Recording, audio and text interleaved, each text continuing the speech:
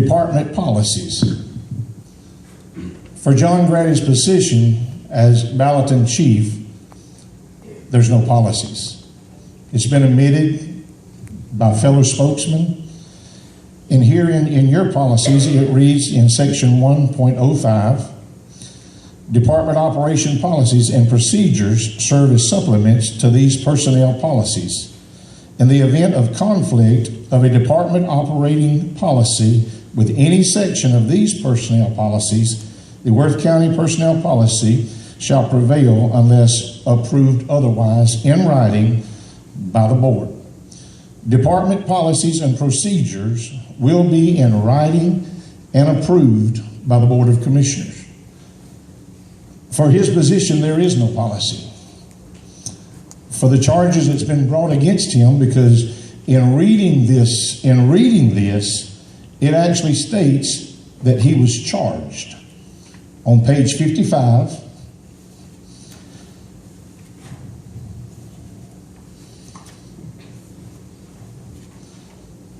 it's on the back side of mine. On page 55, in section 10.3, and we're going to look here, he was not accused, but he was charged. You can begin reading notification of adverse action, and we'll get back to the meaning of that in a minute. The proposed adverse action, the date on which the adverse action will be effective, the specific charges giving rise to the adverse action. So it was said on January the 16th, John signed his adverse action, suspension without pay, charged with job abandonment. Now, looking up what job abandonment means, that means that he went 2 consecutive days without showing up for work.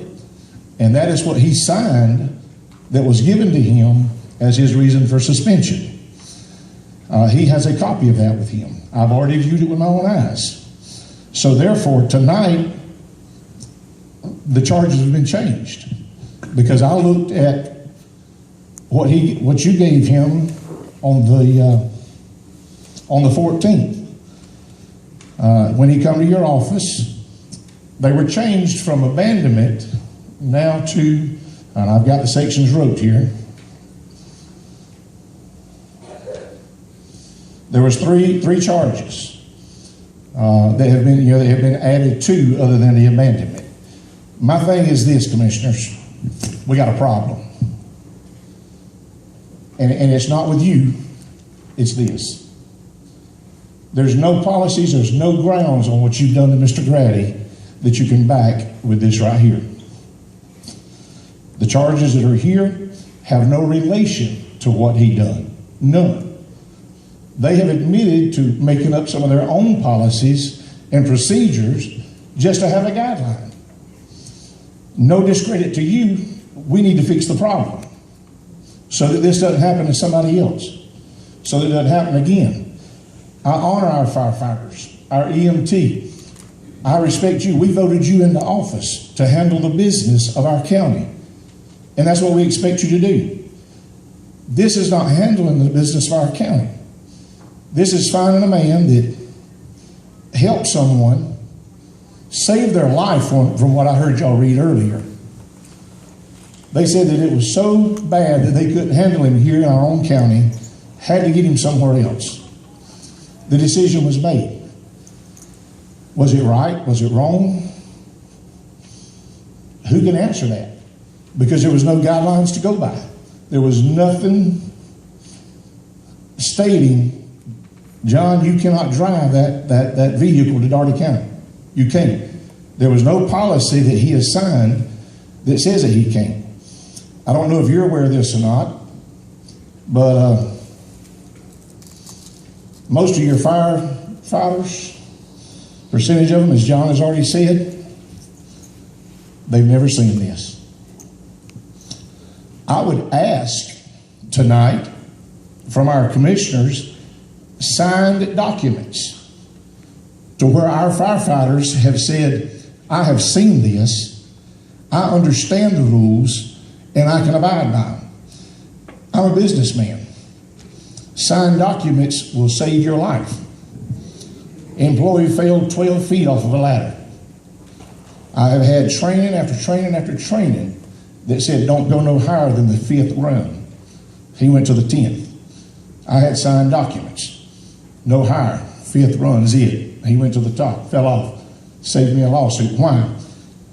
We had procedures, we had policies, we had signed documents. County, that's what we need. We need to save our county. We need to do what's best for it.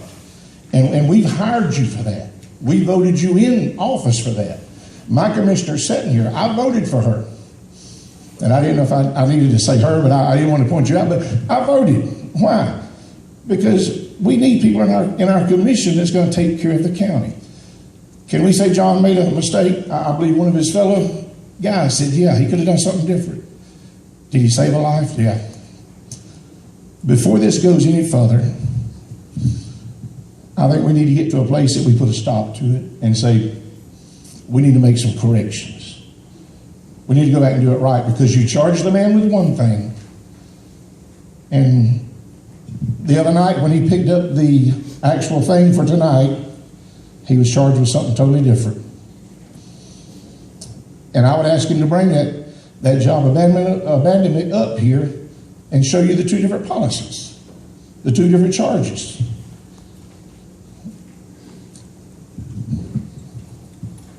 Maybe I got one more thing I want to cover.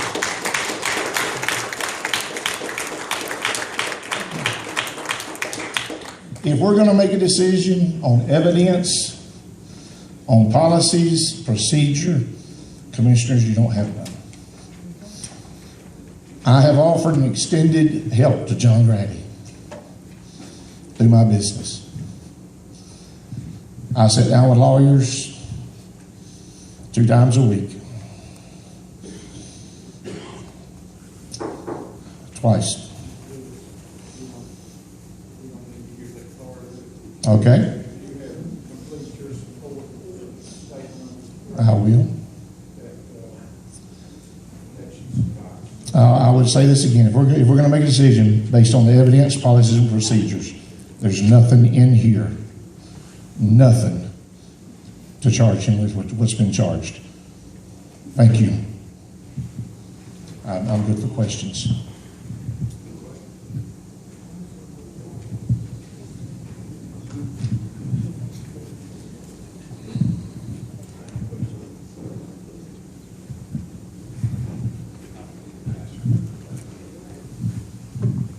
Mr. Willis, you said that from the original write-up that it was changed to, from the existing write-up to 3 other charges. What are those 3 other charges, and if changed, who changed them? Okay. Let me get to it.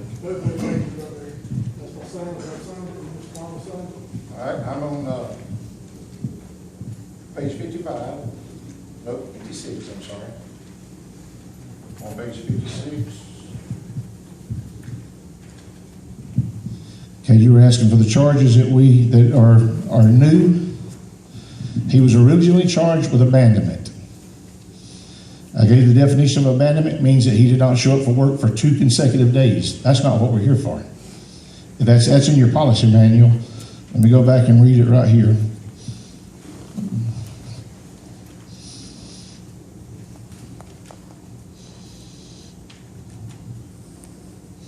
Job abandonment is on page 11.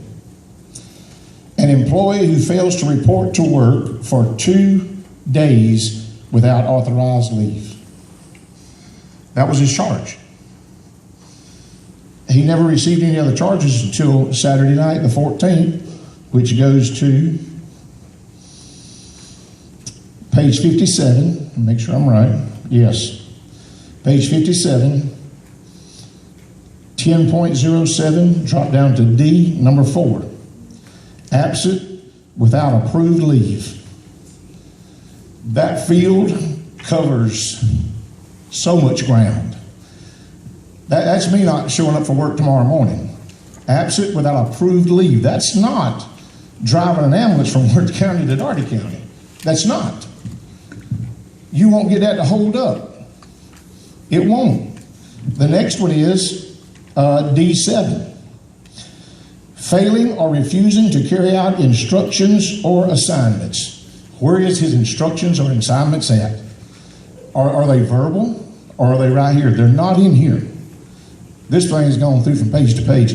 I'm not discrediting you, board. I'm not. I'm encouraging you, let's fix the problem. I'm not belittling you by trying to come here and do this. I am trying to fix the problem so it doesn't happen to somebody else.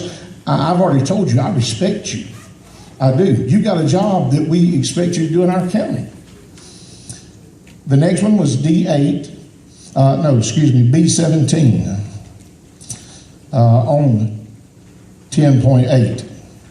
These were the 3 charges that were added. I've already given you the first 2. The third one is B17, leaving the work area without permission of a supervisor. He was the supervisor. He was.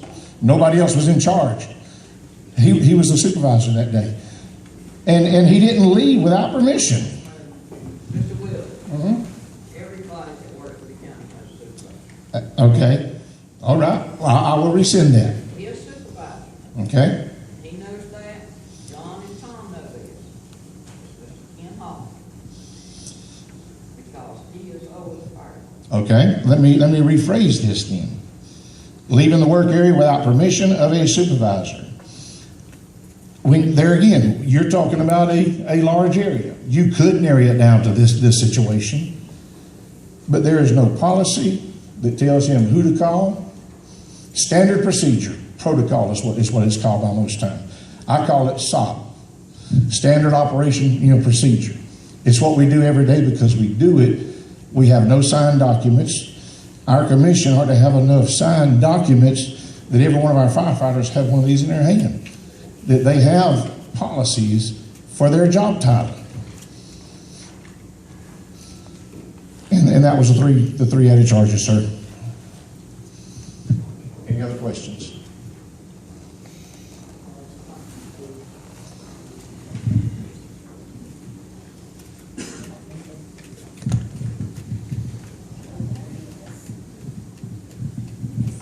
And in closing, all I want to say to the board is I think that we're getting somewhere we don't want to be. We have people that are gone, that come through this county every day, that live in other counties, that travel right through. We have people that live in this county that travel in and out every day. We have people that stay in this county. These people are going to need help from time to time. And what I'm scared is going to happen because of this. And it was a comment I made to y'all during my appeal, was people don't know when to respond and when not to. And what I'm scared is going to happen is when people call for help and people need help, the people's going to be scared to act. They're going to be scared to show up, and they're going to be scared to do the job they're trained to do because of what's happening to me right now. I've done what I was trained. I've done our standard operating procedure, which is what has always been done. There is nothing in writing so far as written policy to tell me what I can and cannot do. Standard operating procedure is all I have to go on. And that is what we have always done. Our standard procedure is what we've always done. When EMS calls me for help, all I know is they need help. I did not question whether there was other people in the county, whether somebody else should have done it. And I'm sorry, I don't think that I